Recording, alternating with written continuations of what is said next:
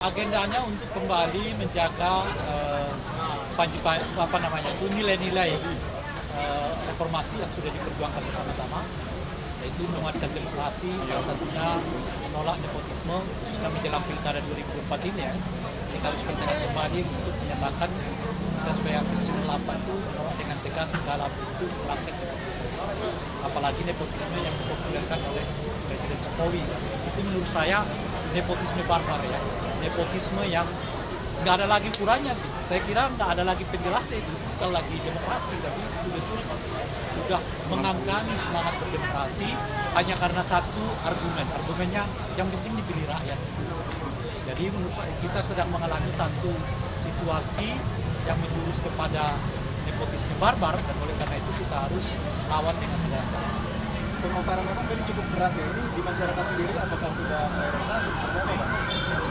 Iya, sebetulnya keresahan ini kan keresahan yang juga umum dirasakan oleh masyarakat ya kan. Lihat aja hari ini misalnya saya mendengar KPK mengeluhkan juga bahwa peringkat mereka merosot ya di tengah masyarakat gitu.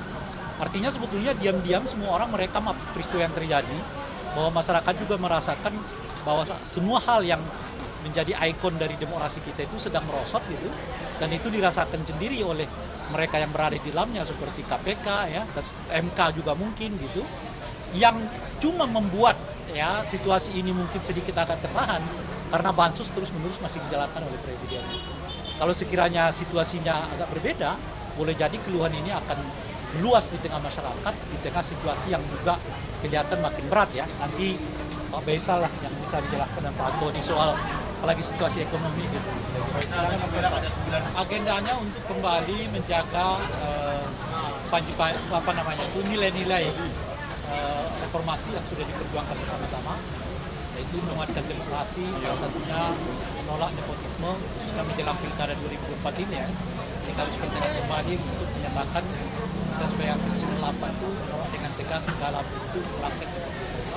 Apalagi nepotisme yang dipopulerkan oleh Presiden Jokowi. Itu menurut saya nepotisme barbar ya. Nepotisme yang nggak ada lagi ukurannya.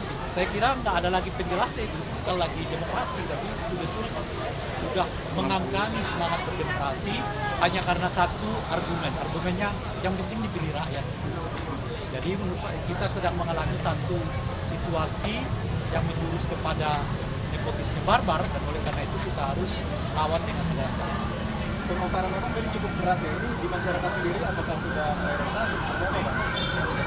Iya, sebetulnya keresahan ini kan keresahan yang juga umum dirasakan oleh masyarakat ya kan.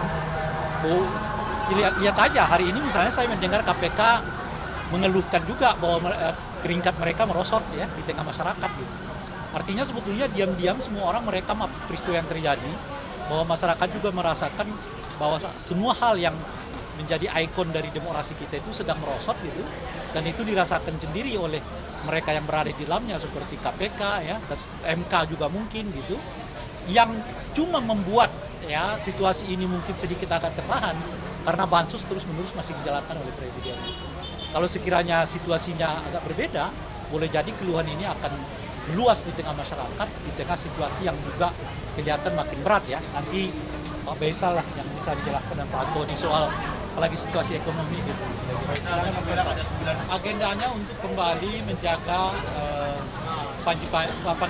nilai-nilai reformasi yang sudah diperjuangkan bersama-sama, yaitu menguatkan demokrasi, salah satunya menolak nepotisme, khususnya menjelang pilkada 2024 ini ya. Kita harus bertegas kembali untuk menyatakan kita sebagai aktivis 98 itu menolak dengan tegas segala bentuk praktek nepotisme. Apalagi nepotisme yang dipopulerkan oleh Presiden Jokowi. Itu menurut saya nepotisme barbar ya. Nepotisme yang nggak ada lagi ukurannya. Saya kira nggak ada lagi penjelasnya, itu bukan lagi demokrasi, tapi betul-betul sudah mengangkangi semangat berdemokrasi hanya karena satu argumen. Argumennya yang penting dipilih rakyat. Jadi menurut saya kita sedang mengalami satu situasi yang menjurus kepada nepotisme barbar, dan oleh karena itu kita harus lawan dengan segala cara. Pemaparan Bapak tadi cukup keras ya, ini di masyarakat sendiri apakah sudah resah atau seperti apa Pak? Iya, sebetulnya keresahan ini kan keresahan yang juga umum dirasakan oleh masyarakat ya kan. Oh, lihat aja hari ini misalnya saya mendengar KPK mengeluhkan juga bahwa peringkat mereka merosot ya di tengah masyarakat gitu.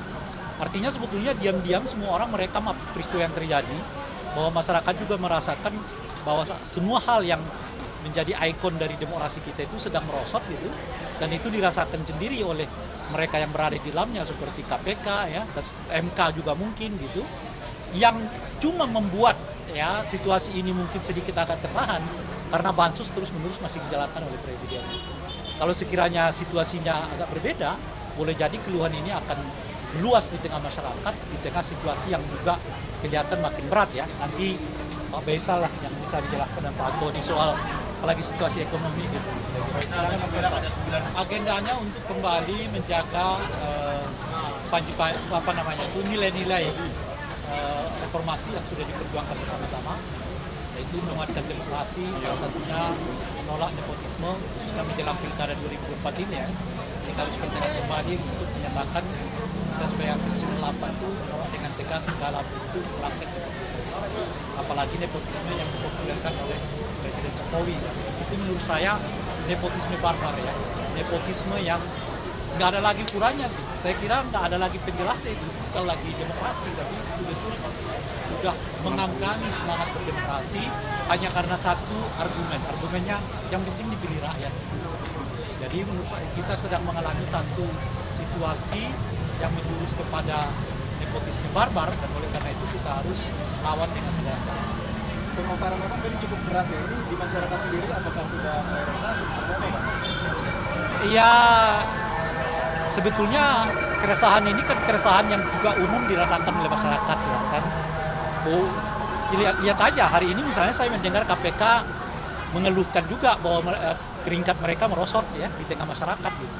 Artinya sebetulnya diam-diam semua orang merekam peristiwa yang terjadi, bahwa masyarakat juga merasakan bahwa semua hal yang menjadi ikon dari demokrasi kita itu sedang merosot gitu, dan itu dirasakan sendiri oleh mereka yang berada di dalamnya seperti KPK ya, dan MK juga mungkin gitu, yang cuma membuat ya situasi ini mungkin sedikit agak tertahan karena bansos terus-menerus masih dijalankan oleh presiden.